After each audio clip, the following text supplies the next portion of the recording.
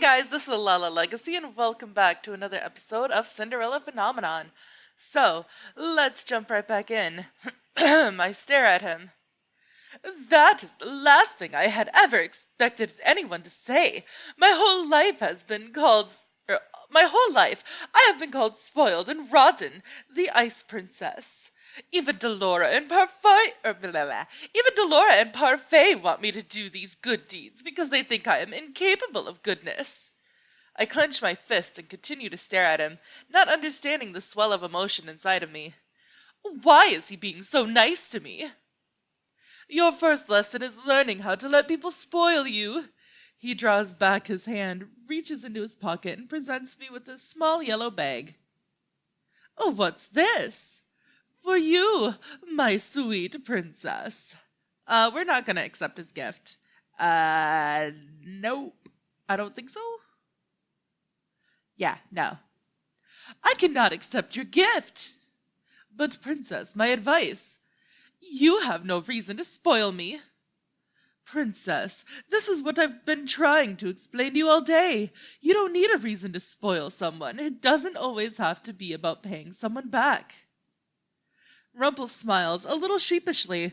Then he places the bag in my hand and curls my fingers around it. You deserve nice things, princess. You barely know me, and yet you still say that. Barely know you? We may not have known each other personally, but that doesn't mean I don't know enough about you. I am giving you this gift because I truly want you to have it. Besides, this is both a thank you and an apology gift.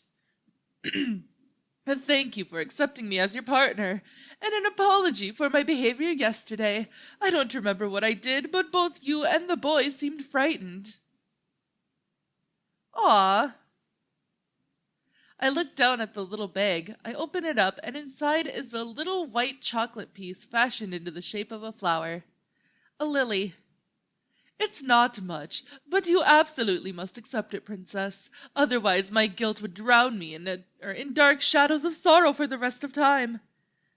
Lilies are my favorite flower. They say you give a white lily to someone you enjoy spending time with. Oh, and in floral language, they also stand for purity and majesty. He winks at me. Perfect for you, princess. Why? Why what? Why would you give this to me? No matter what you say about doing nice things for people, I don't see how that applies to me. And why would you thank me for being your partner? I did not even want to be your partner at first. But you do now. I am unable to withhold my surprise. Rumple raises an eyebrow then sighs. Princess, you don't trust compliments, do you? Mother always told me that people were two-sided, or that they'd say anything to make you believe they were your friend. No. Never fear, my sweet princess. I'll make sure I compliment you until you learn to accept them. But... no buts. I derive my happiness from making ladies like yourself happy. The compliments may seem strange to you, but don't worry, you'll see it in time. See what? The connections between people. You assume I'm just a flirt, but I get to know an awful lot about people. It's the reason I can guess so much about you. What could Rumple possibly know about me? So, what do you think? Are you more attracted to me now because of my mysterious aura, or my doctorly sophistication? He leans closer to me, his eyes sparkling. I could be your own personal doctor. I will slap you if you touch me again. Rumple pulls back and raises both of his hands in surrender, but the smile does not leave his face. You really are hopeless, aren't you? Do you think so? I thought that the events from today might have proven otherwise. Oh, speaking of which, I need to read over my journal. I read over my journal earlier. His expression becomes oddly solemn. Shall I enlighten you? Why would you tell me all of this? Oh, you're not interested? I thought you might be since I was your partner. If I don't listen, you'll still tell me regardless, so feel free to share. Rumpel sighs as he flips the journal open. Unfortunately, it was not much. The memory began coming together again as I was reading, but a lot of it still doesn't make sense. I glanced down at the entry he has stopped at. Look at the bottom of the page, Princess. I follow his gaze to the bottom of the page and pause, noticing a suspicious gap. There is no signature, and I always sign the end of every entry I write. I wonder if that might be the final piece of the puzzle. The final piece of your curse! If my name refuses to show up in the book, it may very well be the final memory I need to regain. You believe that the signature will be what gives you your true name, then? I have a feeling that might be the case. It was the first thing I noticed when the entry appeared. That would explain why the boy in town didn't know my name either. And there's something else. Something else that's missing. The journal entry is cryptic at best, vague, almost like an incomplete puzzle piece. I stare at him, not understanding. Slowly, Rumpel begins to explain. It says here that the boy's family rushed him to my clinic. He had a terminal illness that I could not cure. He was at death's door, and I couldn't save him. But he's still alive, isn't he? He even said you saved him. Yes, there is a resolution in the journal, but it is not very helpful. I glance down at the journal entry as Rumpel continues to speak. I refused to give up. I knew that there had to be a way to save the boy. I never gave up on my patients. In the journal entry, I describe someone who came to help me save the boy. He lifts the book and points to the words, reading them aloud. I met her for the first time tonight. She told me she had some way to help the boy, so we struck a deal. I hope I do not come to regret this. He snaps the journal shut, startling me. He sighs and runs a hand through his hair. That's it. Someone helped me somehow, and I made a deal. I'm assuming this is related to my curse, but I can't say how. Why did you write so vaguely? I wish I could ask my past self that same question. So, in the end, you're still not sure when you were cursed. Rumpel pauses and shakes his head. I believe it started here. Not the curse, but the events that led to it. There's a reason this is the first memory to be triggered. It's important. For a few moments, the two of us are quiet. Rumpel's curse is a mystery, not because he is hiding it like Karma is, but because he does not understand it himself. After a few moments, Rumpel begins to laugh, breaking the silence. I look at him, startled. What's so funny? Oh, it's not funny, it's just, this is all very mysterious, isn't it? And my mysterious past makes me even more alluring, doesn't it? Only Rumpel could take such a serious moment and change it into this. Well, what do you think, Princess? Are you drawn into the mystery of it? I have no choice. You tell me, even if I didn't want to know. Oh, but you do. I could see the curiosity in your lovely golden eyes, and I could see it earlier today, too. Thank you for accompanying me to town. I believe that I only met the boy because you were there to guide my way.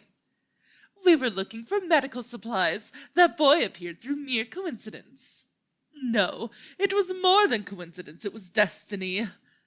Fine, whatever you say. Listening to him is exhausting. It makes me realize how tired I am. And all of these revelations are making my head spin. I am going to bed now. I am too tired for this. It has indeed been a busy day. We will continue this enlightening discussion some other time. Perhaps. I turn to walk away with the little chocolate in my hands. As I walk back toward the darkness of the hallway, Rumpel's soft voice echoes behind me. Sweet dreams, my princess.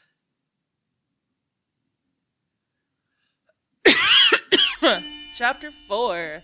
A compliment's value. You waited, but the children didn't come, did they? They promised they'd be back today. We even crossed pinkies. Promises are futile, dearest heart. But I've told you before, and I'll tell you again. People are selfish creatures. They will always put their own well-being before others. No one does anything selflessly. To put your trust in someone is weakness, Melody. Even those that make promises will only keep them if it benefits them. And you, my sweet, were obviously not beneficial to those children. So they didn't like playing with me? No, they did not. Come here, darling. You do not need those other children. The two of us can play together as we always do. I can always trust you, Mother? Of course, my love. My head feels foggy. Maybe it was because it took me forever to fall asleep yesterday. And then to make things worse, I ended up having that dream. Mother! You are the only one I can trust. Right? I slowly slide out of bed and make my way over to my dresser.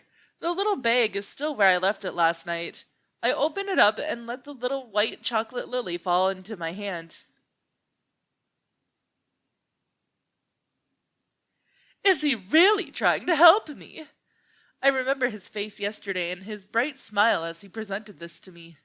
I slowly run my fingers across the delicate white petals.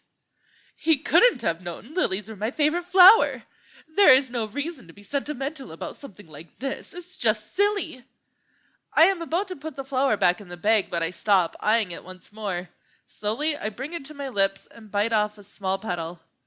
It is actually pretty good. I stuff the little flower back into the bag and make my way downstairs.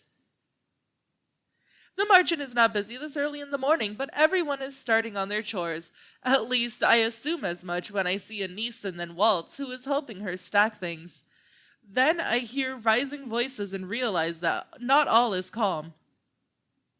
At least I don't have to pretend to be something I'm not. You say that you're not pretending, then you go around flirting with all the female patrons day in and day out. You cannot seriously mean all of that drivel you spout. Karma and Rumpel stand on opposite sides of the table, staring each other down. A teacup filled with what looks to be cool tea sits close to Karma, abandoned. Flirting with a lady is not a crime. One day your flirting is going to get you into even more trouble than it already has. I've never had a lady say I mistreated her, not once. Oh, I'm sure many could attest to being more than slightly annoyed. You're only jealous that I can speak to ladies without a disguise, aren't you? Karma slams his hand down on the table, shaking it. The tavern grows quiet. Waltz looks over, his eyebrows furrowed with worry. If you so much as make one more comment about my curse, then stop making comments about how I speak.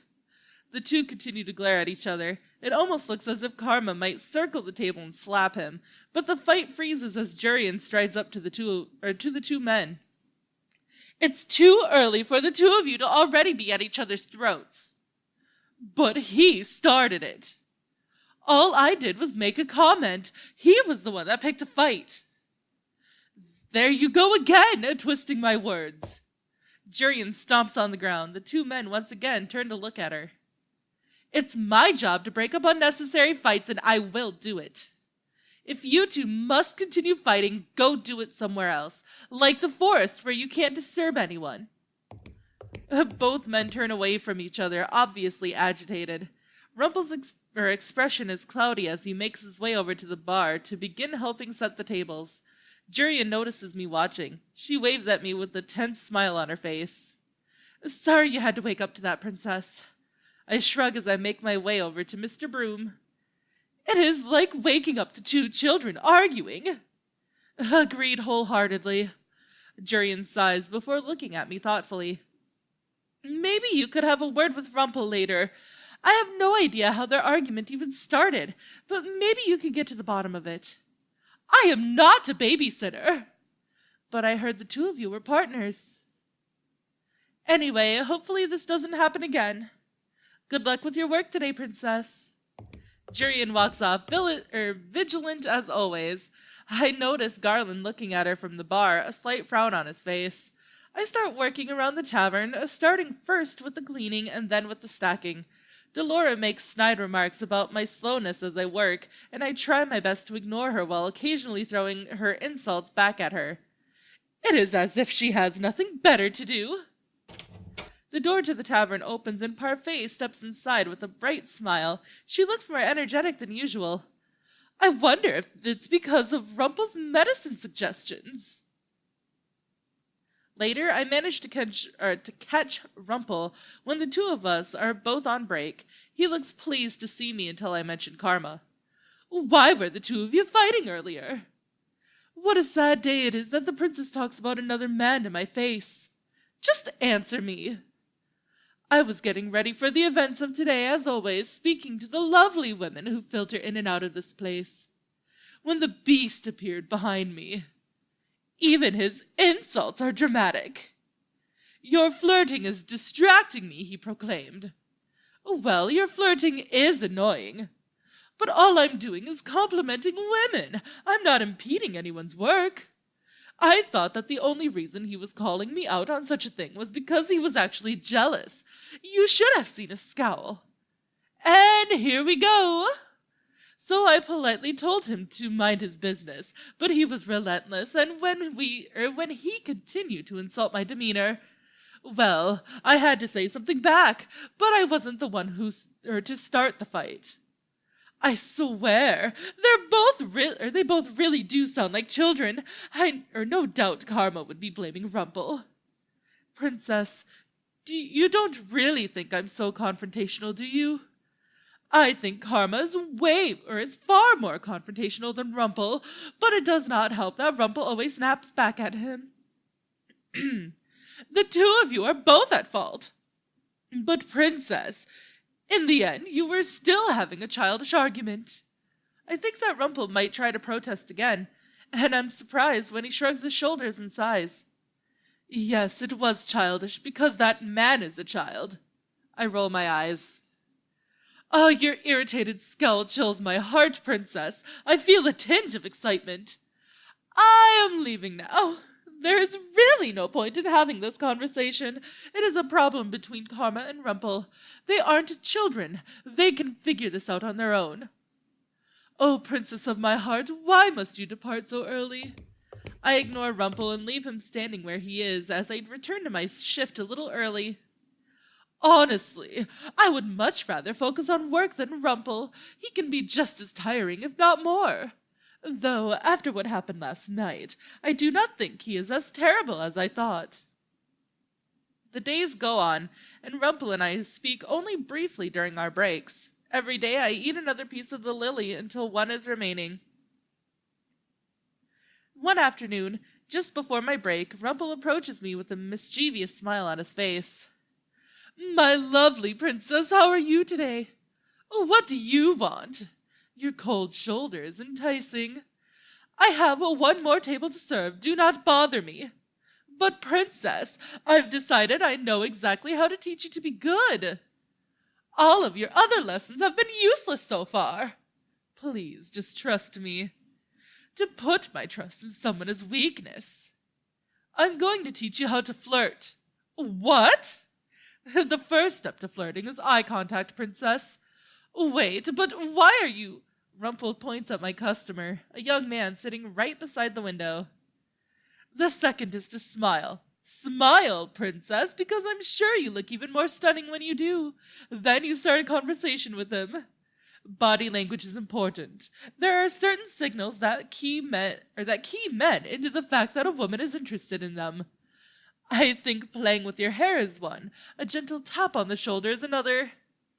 I should have expected Rumpel to spout this sort of nonsense. Princess, the customer's been waiting for a while now. Is something wrong? I notice the customer looking at me expectantly. He is just some man, a usual customer that I actually see often. Oh, and princess, don't forget the compliments. Make them as delicate and illustrative as you can. I move away from Rumpel before he can muddle my thoughts any further. Already my feet feel like lead. I find myself staring at the man for far too long. The way he stares back at me, his expression so unreadable, suddenly makes me feel more uncomfortable. Do I really have to do what Rumpel says? I stop in front of the man and set down his tray, my eyes still on his. I do not have to follow Rumpel's advice, but for some reason my lips quirk. The smile on my lips, though, lasts for all of a half second. Are you okay? We're going to make our decision in the next video, guys, because I am all out of time for this episode. So if you liked it, please give it a big thumbs up down below. And if you haven't already, subscribe. By subscribing, you're becoming part of a legacy. I love you guys so much, and I will see you in the next video. Bye-bye!